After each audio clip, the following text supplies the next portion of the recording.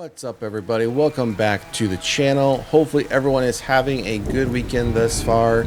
So for this horror news update, we finally have some additional information on the Clayface horror film. Now, if you don't know who Clayface is actually a villain from the DC world, DC Comics. So we are getting a bit of a crossover here between horror and going, dipping our toes into the comic book world with this character. Now, when this was announced, so I do follow, as far as like DC, Marvel, things like that. I do follow that. I do keep up to date on that. I do co-host another show, it's called on the ACS Universe on Monday and Friday mornings. So if you are interested in that type of content, go over, check out the ACS Universe's channel, subscribe there, because again, we do cover off on that type of content every Monday and Friday mornings. But all that to say is, when this was initially announced, I think it took a lot of people by surprise, more so on the comic book world DC side, because this was something that, as far as James Gunn, who's one of the co-CEOs of DC Studios, hadn't really mentioned, hadn't really talked about, and then it kind of just came out of nowhere. So again, it took a lot of people by surprise.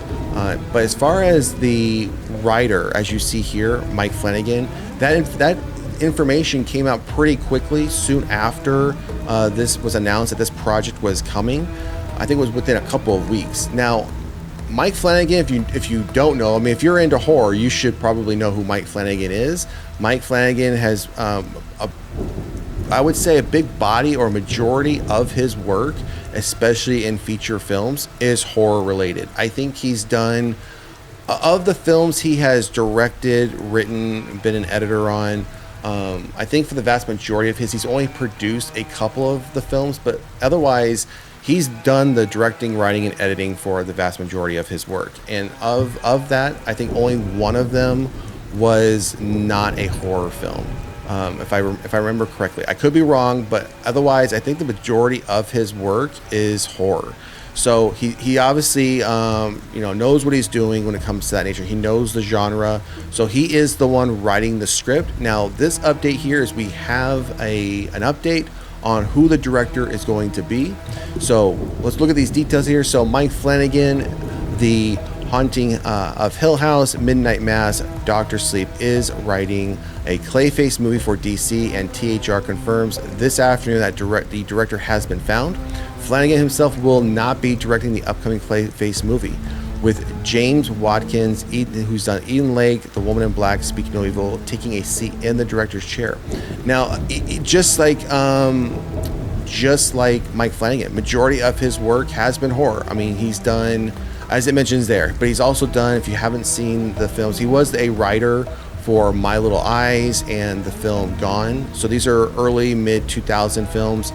It mentions there he did Eden Lake, which he did direct and write that film. He was also a writer for wrote The Descent Part 2. He did The Woman in Black. He directed Woman in Black, but I don't think he wrote that one or was a writer for that. Then he also had an action film he did, which started Idris Elba, and then Speak No Evil, which, if you haven't seen Speak No Evil, which came out last year, is a remake. I think it's of a Danish film. The original film can be found on Shudder, and I think the remake can be found on either I think it's on Netflix. I think you can find it there. I don't think the remake is on Shudder, but the original is. It's a great film. James McAvoy, I thought, was amazing in that film. It does have the subject matter. There's some subject matter in there that is a bit difficult to watch. So I would caution anyone when it comes to, especially with children, if that type of subject matter, doesn't sit well with you, I would say probably avoid the film. It doesn't get too, I don't even know how to explain it where it doesn't sound bad. It doesn't get too extreme, but again, it does go far enough to where, it can get pretty uncomfortable. So if you haven't seen that film, caution you before you go see it, but I would still say check it out. It is still a good film. I have not seen the original, so I don't know how that is portrayed in the original Danish film. I do plan on checking it out though. So Warner Brothers will release DC's live-action Clayface movie on September 11th, 2026. So we are quite a bit of ways. We are well over a year before this comes out, well over any time frame, we plan on even getting first look images, teasers, full trailers. So it's going to be quite some time before we get that. The Hollywood Reporter details sources say the film is budgeted at $40 million and is a Hollywood horror tale centering on a B-movie actor who injects himself with a substance to keep himself relevant, only to find out that he can reshape his face and form, becoming a walking piece of clay. The movie is due to shoot later this year. So this sounds very, very familiar. There's a Twilight Zone episode back in the original series that covers this. I don't recall him injecting himself with anything, but he was able to mold his face to look like other people, and that's what he did. He would portray other people like an actor, or I think he even did it to be a boxer as well. So I'm wondering if they're taking some, not the source material, but some inspiration from that maybe, and some other things that may have been done in the past, in the 50s and 60s, because this has been told. And I'll go and I'll find that episode name and what season it was in, because I watched that series quite a bit, so I'll find that and I'll drop it in the comment section if anyone's interested in checking it out, because it sounds very much like that. Flanagan tweeted back in 2021 that his dream Clayface movie was a horror thriller tragedy, and it sounds like that's ultimately the movie he ended up writing for DC. The Clayface character was introduced by DC Comics in Detective Comics number 40 way back in June 1940, an adversary of Batman with a clay-like form and shape-shifting abilities. So maybe Twilight Zone took it from them, but I do know there is an episode in Twilight Zone where an individual is able to do something like this. So whoever took the inspiration from who, that's the first thing that came to mind as something I've already seen live action, where somebody is doing something as far as reforming their face. So an adversary of Batman with a clay-like form and shape-shifting abilities. The character has been played on screen, both animation and live action, with actors including Alan, I'm not sure I pronounced his last name, Ron Perlman, not a fan of his, Brian McMahon and Lauren Burrows having played the role.